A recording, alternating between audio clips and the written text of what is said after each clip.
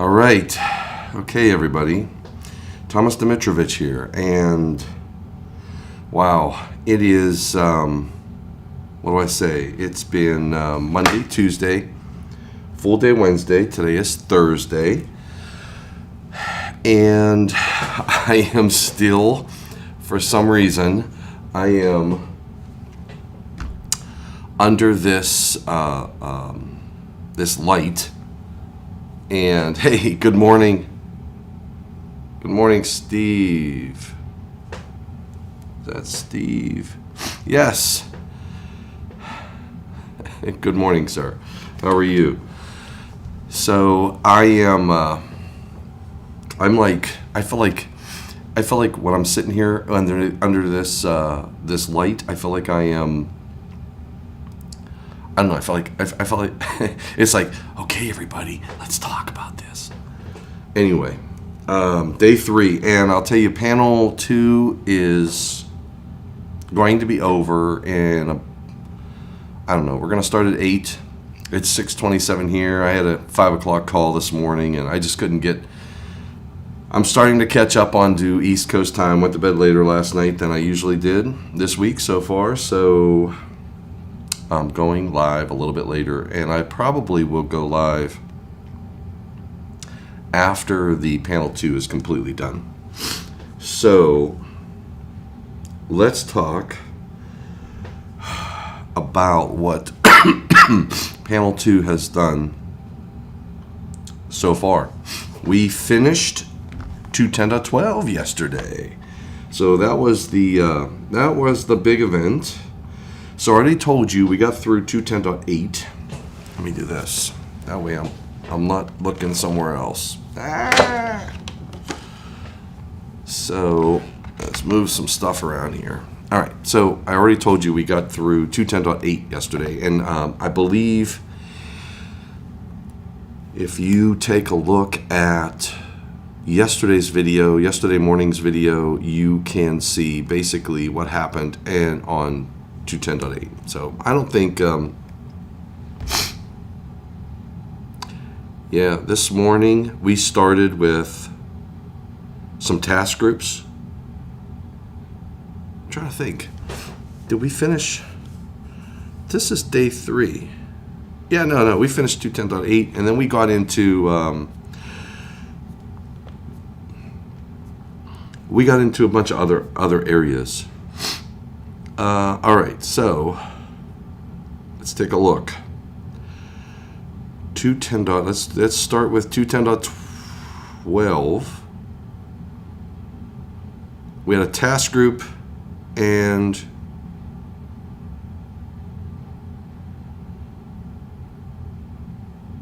this is what we did.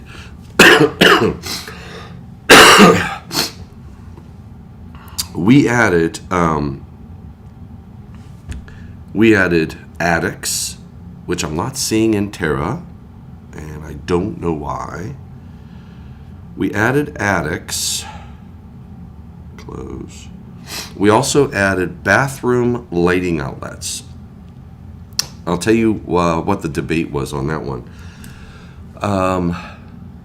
We added bathroom lighting outlets because there was a concern about, what's the name of those things?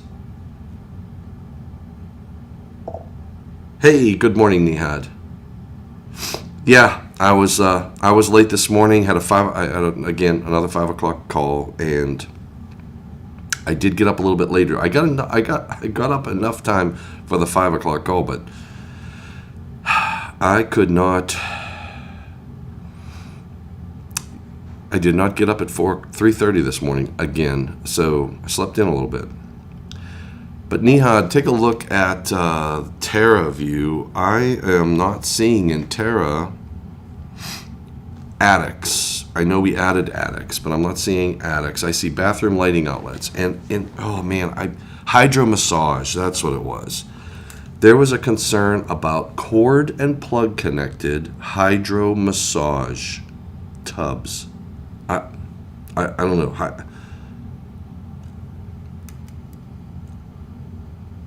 was hydro massage tubs. And I'm not sure. I'm not sure how that plays in, but Neha, take a look at Terra. I'm not seeing attics in 210.12. But I know we added 2 more locations, attics and bathroom lighting outlets. We didn't make any changes in A. Oh yeah, we did. We made 1 change in A just for a style manual issue. And again, remember, okay, let me just couch everybody's expectations. All of these changes are not set in stone. Okay, so we still have to go through ballot. They have to maintain 2/3. And we still have to go through the annual meeting, which is next year in June, and we still have to go through appeals. So there is plenty of opportunity for everything that you see on my channel here with regard to the 2026 code to change. And I am just relating my opinion here. All right, so no one else's opinion, just mine. All right, 210.13. So here's what we did in 210.13. We separated this into 2 first-level subdivisions. A, for a solidly grounded Y electrical systems, and B, solidly grounded DC electrical systems. And we added each branch circuit that disconnecting means that's rated 1,000 amps or more and installed on a solidly grounded DC electrical system of more than 150 volts to ground, but not exceeding 1,500 volts line to line, shall be provided with ground fault protection of equipment in accordance with 230.95. So we added some GFPE requirement for 210.13. Robert from Omaha, I figured that if I got in a little bit later, we would get you. 210.14. So let's take a look at what we did in 210.14. Change the title instead of other articles. It's other requirements. That's a style manual issue. That's all we did there. That was 210.14. 210.17. Oh, why? 210.17. We just changed rules to requirements. That's all we did there. Nothing big. There's 210.18. 210.20. 210.20. Oh, we just cleaned up. This is a cleanup of branch circuit overcurrent protective devices. We got rid of the word branch circuits. Mucho gracias. Oh, wait. You know what? I forgot. I can do this. I forgot about that. So, muchas gracias, señor. Su es muy loco la cabeza. Okay. Let's take a look at 210.22. Permissible loads. Individual branch circuit. An individual branch circuit shall be permitted to supply any load for which it is rated. I think we talked about that yesterday. Permissible loads, multiple outlet branch circuit loads shall not exceed the branch circuit ampere rating. So we just reworded some things in 210.22 and 210.23, added clarity. Didn't change the intent.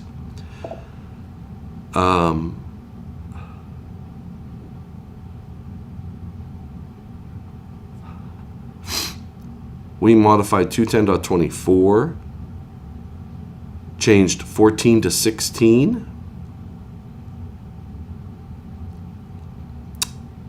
On the branch circuit, summary of branch circuit requirements, copper conductors, a 10 ampere circuit rating can have a number 16, not a 14.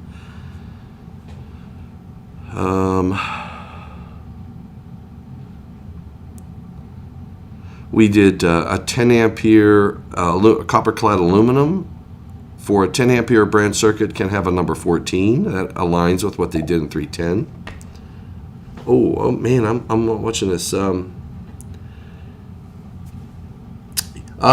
we address any 10 amp branch circuits? So what we did say is that. So here's an interesting one. And I asked the panel this, and they said, absolutely not. So if you have one of those USB Class C power supply receptacles, Robert, let's say you have a USB only, and you know USB only pulls very little amps, right? Because it's It's what I said, USB only. And you have that receptacle that's just USB devices, you can't even put that on a 10 ampere branch circuit. That is not permitted. So that's a big deal. We rejected the public comments that sought to add that. And the discussion at the panel was, no, that's a receptacle. You can't put that on a 10 ampere branch circuit, even though it's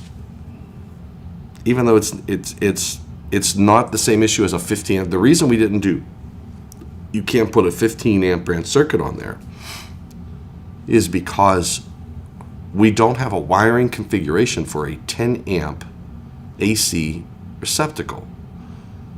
So we didn't want a 15 amp receptacle on there. So, and we don't even want a receptacle outlet, a receptacle that has nothing but USB on there as either. So all of those were rejected.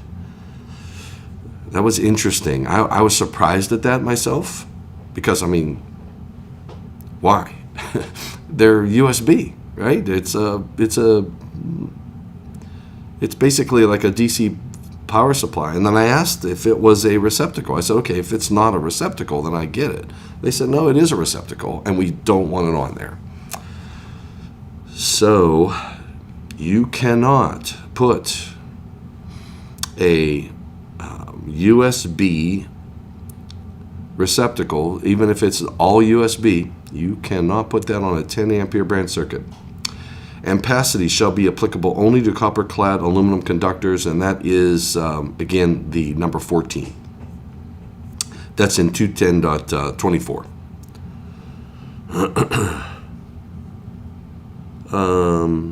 USB, does that describe unsolved branch circuit? Yes.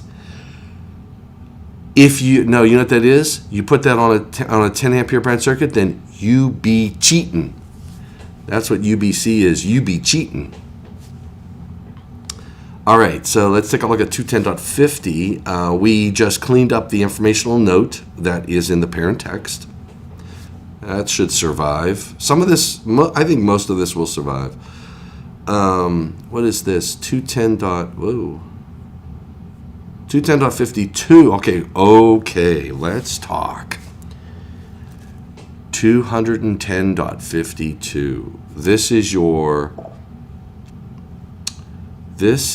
your dwelling unit receptacle outlets. This section provides requirements for 125 volt, 15 and 20 ampere receptacle outlets. The receptacles required by this section shall be in addition to any receptacle that is one of the following.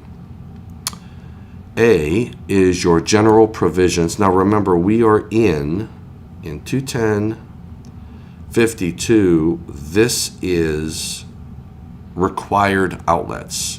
So these are all of your required outlets. 210.52, we added in A5, we added receptacle outlet locations prohibited. Where receptacle outlets are installed in spaces covered in 210.52 A23, and the outlets are below countertops or work surfaces, they shall not be installed within 24 inches of the countertop or work surface. Now remember, we're in the required outlets. That doesn't mean you can't put one there. It just means don't say it serves the countertop. We had that discussion too.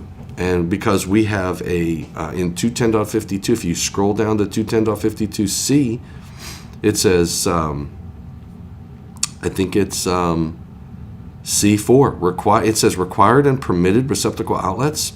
I know what the intent of the panel is there, but sorry. Part 3 only pertains to required outlets. So as long as it's not required, if somebody put you on the stand and said, hey, you put a receptacle outlet there, that's prohibited by the National Electrical Code because it says required and permitted receptacle outlets. Permitted is an issue in a section that says required only. Panel 2 did not elect to fix that problem, I know Ryan Jackson put a public comment in, and they said, no bueno, we're not doing it. We are, in fact, if you read the statement, I have to look at the reject statement, but take a look at, read that. When we're all done, take a look at that one, because that's an issue. That would fall under wall space receptacles, yeah. So we didn't clean that up, and we still have the possibility of a hazard, but hopefully people don't put a receptacle there because you have those cords that hang over, and that would be no bueno. All right, so in 210.52 that was the change we made. We added receptacle outlet locations that are prohibited, and again, that's only for the required receptacles. It has nothing to do with any other receptacle other than a required receptacle. In C, remember C is countertops and work surfaces. They removed exception number 3, which said receptacle outlet locations located in specified location and blah, blah, blah shall not be located within 24 inches of the countertop work surface. They removed that because they moved it up into A, general provisions, receptacle outlet locations prohibited. So we moved that up there instead of in C. Hold on, Robert. Robert says, do floor receptacles, no hanging cords. Yeah, I thought that was a question, but yes, do floor receptacles, no hanging cords. There we go. Keep it low, right, Robert? What did we do in C3? Receptacle outlet locations. Receptacle outlets shall be located in one or more of the following. We kept everything except for we modified the informational note number 2. So that's a nothing burger. How about 4 receptacle outlet locations that are prohibited? We made some changes there. Required, we left the required and permitted, but that and permitted is a correlating issue, and I highly doubt the correlating committee will point that out because they haven't yet. So we're gonna have to. We need public inputs for next cycle to fix this. I mean, I know you put public comments in, and you put public inputs and comments in this cycle, and we didn't fix it. It's not that they don't. It's not that they want a receptacle in that location. It's just I think that. I don't know. I can't speak for why. I can't speak for anybody else on that panel but me, and I know that is a problem. Required and permitted receptacle outlets. We instead of saying shall not be installed on cabinet sides, blah blah blah blah blah, we said required and permitted receptacle outlets installed in a location that is accessible outside the cabinet or wall surfaces that are below countertops and work surfaces. That is prohibited. Shall comply with the following. So this is saying if you have a receptacle that's installed in a location that is accessible outside the cabinet or wall surface and below the countertop and work surface, have to meet 2 restrictions. 1, the receptacle outlets cannot be installed on adjacent walls extended from the base cabinets within 24 inches. And 2, receptacle outlets beneath countertops shall not be located within 24 inches of the countertop or work surface.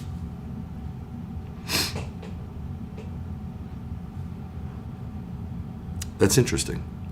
I don't think we did anything really new. It sounds like, when I look at the existing language, I believe we just reworded that, but didn't really change the requirement from the first draft. Cleaned it up a little bit. You be the judge. And in D, bathrooms, we just cleaned up, it says, instead of saying, in no case shall the receptacle be located, we just said receptacles shall not be located. So we cleaned that up, made it easier. 210.60, just cleaned up the language. Ooh, we changed the words. Instead of saying provided with a suitable guard, that was pretty vague and unenforceable, we said shall be provided with a guard to prevent physical damage of the attachment plug. So that's not too bad. This is for guest rooms and guest suites of hotels and motels. That's 210.60. And then in 210.63, equipment requiring servicing, other electrical equipment in other than within a dwelling unit. In other than within a dwelling unit. That doesn't sound right. In other than within a dwelling unit, a receptacle outlet shall be for wiring. A receptacle outlet shall be required for wiring systems that include a solidly grounded system operating at less than 150 volts to ground. The receptacle outlet shall be located within the same room or area as indoor switchboards, switchgear, panel boards. What does that mean? What was that? That doesn't sound right. In other than within a dwelling unit. Let me look at the public comment. What did the public comment say? It was a coordinating committee note. The coordinating committee didn't have a trouble with in other than within a dwelling unit. So I guess it just reads awkward, but I guess it's okay.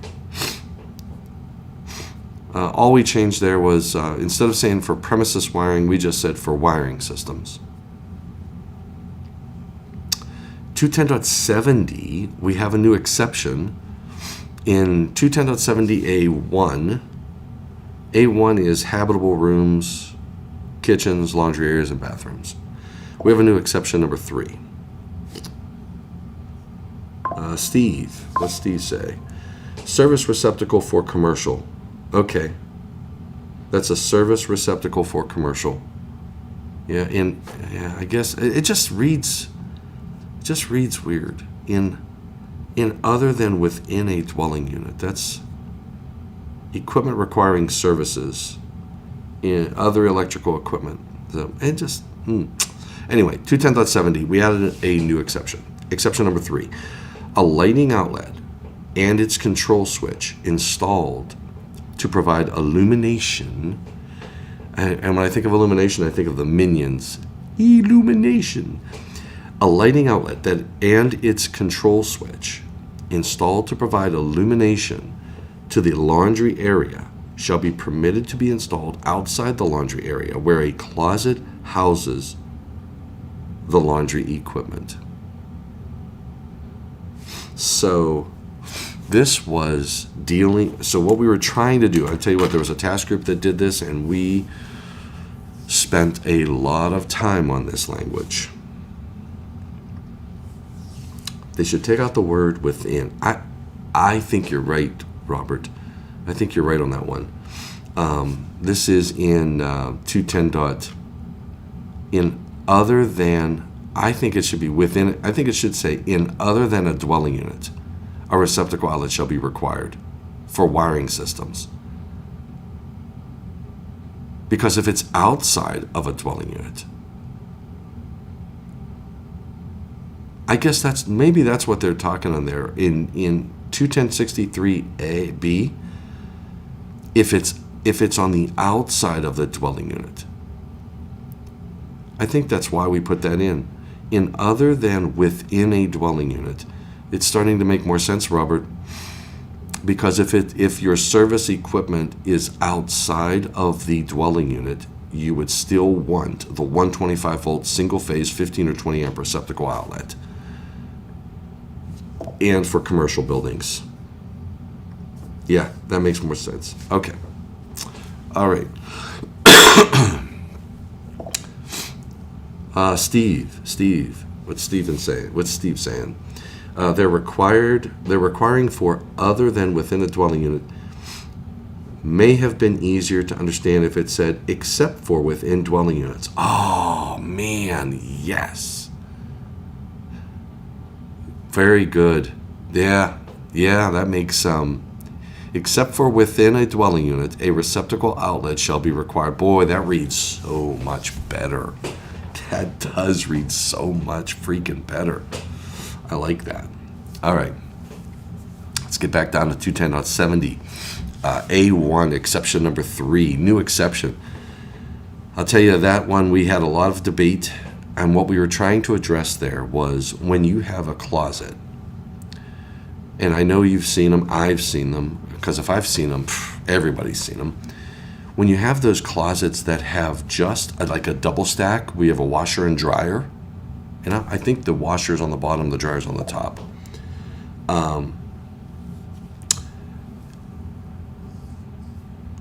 You know when you have that double stack and there's no room for a light inside the laundry area.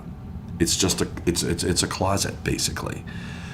So and then we had a discussion on the panel. I remember somebody saying that they've seen and they have these situations where you have this double stack and right next to it is a hot water tank. So they wanted to say, look, even if you put a light inside that closet, it's going to be above the double stack, and it does nothing because it's hidden by the double stack. It's probably even more of a hazard because you've got a light in an enclosed area that has poor circulation. So they that was the concern. So we tried to come up with language. So the task group met and they said, and where a closet houses the laundry equipment. In previous language, we had only laundry equipment. It said only laundry equipment and hot water tank, whatever you want to call it. Maybe it's a hot water tank. And we had problems with that because they said, well, now what if I just have a double stack and I don't have the hot water tank? Because you said only laundry equipment and a hot water tank. So they said, oh, we don't like that. So they ended up with where a closet houses the laundry equipment.